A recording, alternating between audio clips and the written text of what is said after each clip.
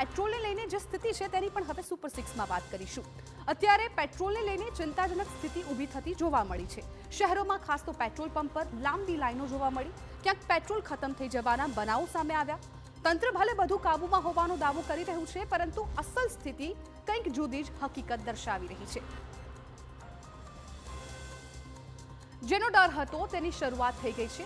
Petrol pump પર લાઈનો વધી, ક્યાંક મર્યાદિત સપ્લાય તો ક્યાંક પેટ્રોલ નથી તેનો જવાબ, જેને લઈને સામાન્ય નાગરિક પરેશાન હોવાના દ્રશ્યો સામે આવ્યા છે, જે સ્ક્રીન પર આપ જોઈ શકો છો। 5 શહેરોના આ દ્રશ્યો પરથી અંદાજ લગાવી શકાય કે લોકોમાં કેટલું પેનિક છે। પરંતુ એક વાત એ પણ છે કે શું આ અછત છે કે પછી અફવા? યુદ્ધ ભલે સરહદ પર ચાલે છે, પણ તેની સીધી અસર આપણા જીવન પર પડી રહી છે। પેટ્રોલની અછત માત્ર ઈંધણની સમસ્યા નથી, પણ જરૂરિયાતના પાયામાં છે।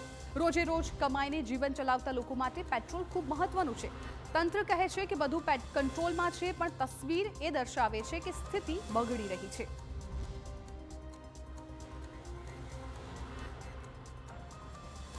આ પેટ્રોલ પંપ છે મેમનગર ગુરુકુળ રોડ પર, કે જ્યાં માનવ મંદિર પાસે આવેલા પેટ્રોલ પંપમાં પેટ્રોલ ખતમ થઈ ગયું। પેટ્રોલ ભરવા આવેલા વાહન ચાલકો પરત ફરી રહ્યા છે। મેમનગર ગામમાં આવેલા પેટ્રોલ પંપમાં પણ પેટ્રોલ નથી મળી રહ્યું। પેટ્રોલ ન મળતા લોકોને પરેશાની થઈ રહી છે। આજ સવારથી જ પેટ્રોલની અછત વર્તાવાનું શરૂ થઈ ગયું છે। શુક્રવાર બાદ પેટ્રોલનો જરૂરી જથ્થો આવી રહ્યો નથી। તમે વિચારો, બધા લોકો નીકળશે તો માણસના માનસિકતા છે, હ્યુમન નેચર છે કે એક વખત તો માણસ વિચાર છે ને કે બધા લોકો કેમ નીકળ્યા છે બહાર કામ ધંધા મૂકીને। તો કશું તો એકચ્યુઅલી રોજ રૂમર ફેલ્યું છે। માણસને એ વિચારવું જોઈએ છે કે રૂમર એકચ્યુઅલમાં છે શું, કે સાચી રીતે છે કે સરખી રીતે છે। બીકોઝ આગળના પેટ્રોલ પંપ જો છે એ બંધ થઈ ગયા છે, એક જ પેટ્રોલ પંપ ચાલુ છે। તો કોઈ બી માણસ વિચાર છે ને રોજનો આવવાનું જવાનું કેવી રીતે ટ્રાન્સપોર્ટેશન દેવાનું છે। પ્લસ પબ્લિક ટ્રાન્સપોર્ટેશન અહીંયા માણસો યુઝ કરતા નથી, તો ઓબ્વિયસલી કોઈને બી ટેન્શન થઈ જશે કે મારો પેટ્રોલ ખલાસ છે તો હું બહાર નીકળીને ભરાવું। ઓકે, એટલે અન્ય પેટ્રોલ પંપ બંધ છે અને આ સિવાય અફવા બંને ભેગું થયું ને એના કારણે લોકો પહોંચી રહ્યા છે। યસ ઓબ્વિયસલી, બીકોઝ આગળ બી મારા ભાઈબંધ છે એ લોકો એ જ કહે છે કે બંધ થઈ ગયા છે, તો માણસ અહીંયા જ આવશે ને ક્યાં આવશે।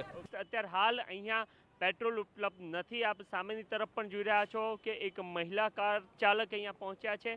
તેઓ પેટ્રોલ ભરાવવા માંગે છે, પરંતુ અહીંયા પૂરતા પ્રમાણમાં પેટ્રોલ નથી ને એના કારણે જે કર્મચારીઓ છે એ એમને મનાઈ ફરમાવતા પણ આપને અહીંયા જોવા મળી રહ્યા છે। પાછળની તરફ આપ જોઈ રહ્યા છો કે સીએનજી માટેની લાઈનો જોવા મળી રહી છે।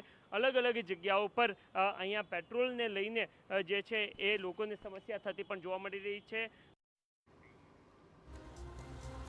તો આ તરફ વડોદરામાં પણ આવી જ સ્થિતિ ઊભી થઈ ગઈ છે। વડોદરા શહેરમાં 10થી વધુ પેટ્રોલ પંપ બંધ હાલતમાં છે। શહેરભરમાં પેટ્રોલની અછત વર્તાઈ રહી છે। પેટ્રોલ પંપ પર લોકો વગર પેટ્રોલે પરત ફરી રહ્યા છે। પંપ પર જથ્થો ઓછો આવી રહ્યો છે। પેટ્રોલ પંપના સંચાલકો પણ માને છે કે પરિસ્થિતિ વણસી રહી છે।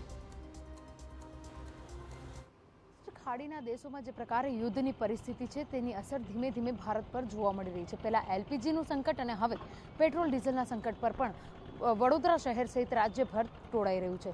જે પ્રકારની પરિસ્થિતિ છે, પેટ્રોલ પંપ પર જે રીતે પેટ્રોલની શોર્ટેજ છે, જેના કારણે જે નાયરાના તમામ પેટ્રોલ પંપ છે ત્યાં આગળ હાલ પેટ્રોલની અછત જોવા મળી રહી છે અને જેના કારણે લોકોએ પેટ્રોલની રાહ જોવી પડે તે પ્રકારની પરિસ્થિતિ છે। કેટલાક લોકોએ જે પેટ્રોલ પંપ સંચાલકો છે તેઓએ પોતાના પેટ્રોલ પંપ બંધ કરી દેવા પડે તે પ્રકારની પણ હાલત છે। જે રીતે સરકાર રિફાઇન ચાર્જ ભોગવવા તૈયાર નથી અને જેના કારણે ક્રૂડ ઓઇલના ભાવ વધી રહ્યા છે। રિફાઇન ચાર્જ પર પણ 30% વધારો થયો છે। આ તમામ વિગતો છે, તમામ જે બાબતો છે જેને લઈને પેટ્રોલ પંપના જે સંચાલકો છે તેઓ પર અસર પડી રહી છે અને જેના કારણે આજે પેટ્રોલ પંપ પર આવતો જે પેટ્રોલનો જથ્થો છે તેમાં કેટલાક અંશે ઓછો આવી રહ્યો છે। આ તમામ જે પરિસ્થિતિઓ છે તેનો સામનો લોકો કરી રહ્યા છે। પેટ્રોલ ભરાવવા આવતા લોકોએ પરત જવું પડે તે પ્રકારની પરિસ્થિતિ છે। હજુ પણ આવનારા દિવસોમાં આ પ્રકારની પરિસ્થિતિમાં થોડો વધારો થઈ શકે, વિકટ પરિસ્થિતિ ઊભી થઈ શકે તે પ્રકારની પણ શક્યતાઓ લોકો દ્વારા વ્યક્ત કરવામાં આવી રહી છે। કેમેરા પર્સન રોહિત ગોલ સાથે અંજલિ ઓઝા, TV9 વડોદરા। તો આ